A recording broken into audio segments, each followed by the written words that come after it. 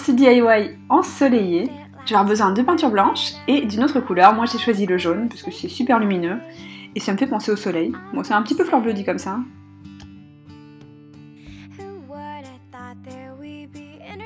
Aujourd'hui je vais utiliser des pinceaux éponges, mais si vous avez des pinceaux plats ce sera très bien aussi. J'ai gardé des pots en verre que j'ai trouvé super chouettes avec ce petit dessin sur le bord. Donc si vous cherchez exactement les mêmes que moi, ce sont des pots de coulis de tomates bio de la marque Carrefour, voilà. Et les couvercles, on va s'en servir pour déposer la peinture tout simplement.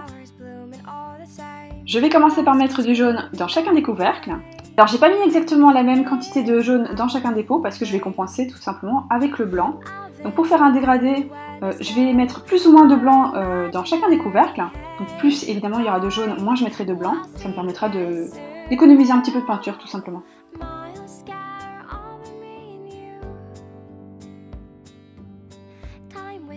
J'utilise mon pinceau pour mélanger les deux couleurs.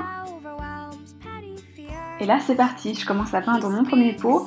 Alors celui-ci ce sera le plus foncé de tous.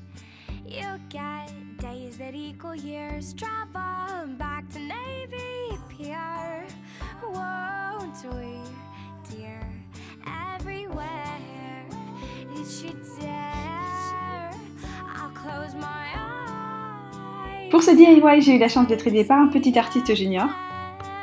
Je trouve ça génial de partager des moments adorables comme cela. En plus, les enfants sont tellement fiers de leur création.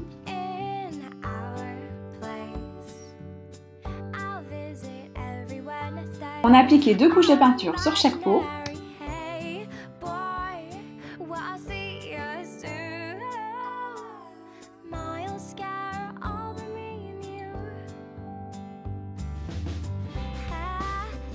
On n'oublie pas le bord du pot.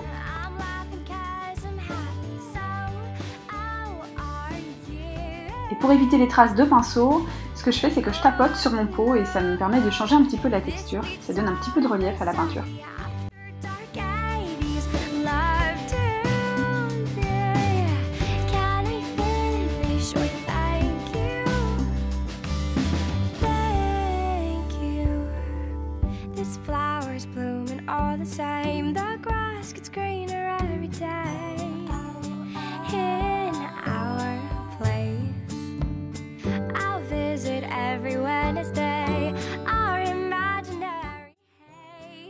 Alors moi j'ai opté pour des petites fleurs, je trouve ça trop mignon. Vous pouvez mettre évidemment tout ce que vous voulez, comme des pinceaux, des crayons de couleur.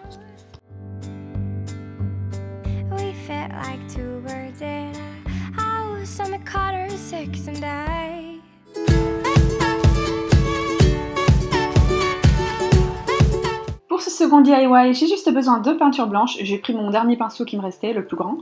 Et mon support vient d'un magasin d'art créatif. Alors je l'ai depuis très longtemps et il me semblait que je l'avais acheté chez Cultura.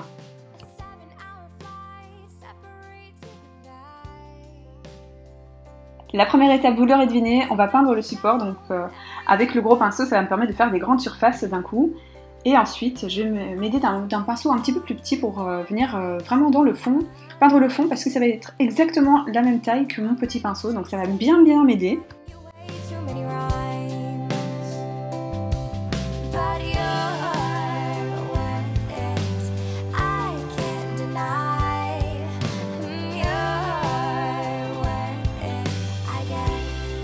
Pour l'extérieur, je vais reprendre mon gros pinceau, ça va être beaucoup plus simple puisque les surfaces sont beaucoup plus grandes. Quand je suis allée chez Primark, j'ai trouvé cette jolie pochette de tatouages temporaires métalliques à 2 €. Je trouvais vraiment que les motifs étaient très jolis.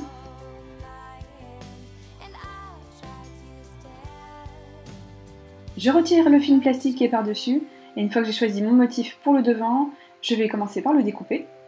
Et juste à le placer pour voir si ça rend bien, si c'est positionné au même endroit puisque j'ai besoin que ce soit symétrique, donc que les flèches aillent l'une vers l'autre. Une fois que c'est fait, je prends un petit coton pour se démaquiller et je mets de l'eau dessus. Et je vais juste appuyer sur le motif jusqu'à ce qu'on le voit bien en transparence, ça veut dire qu'il est bien placé. Et ensuite il n'y a plus qu'à retirer la petite feuille et on peut admirer le résultat.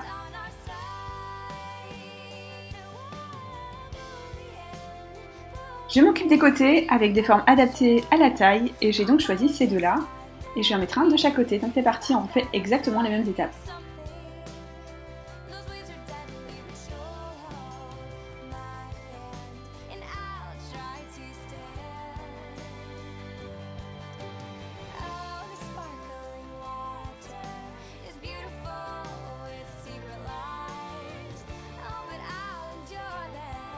Ce rangement est vraiment super pratique parce qu'on peut y ranger vraiment tout ce qu'on veut. Moi j'ai mis mes palettes que j'aime avoir sous la main, j'ai mis un casque, un désinfectant pinceau, etc. etc. J'espère que cette vidéo DIY vous a plu. Si c'est le cas, n'hésitez pas à mettre un petit like et à me dire si vous aimeriez en voir d'autres sur ma chaîne. Et moi je vous dis à très bientôt dans une prochaine vidéo. Bye!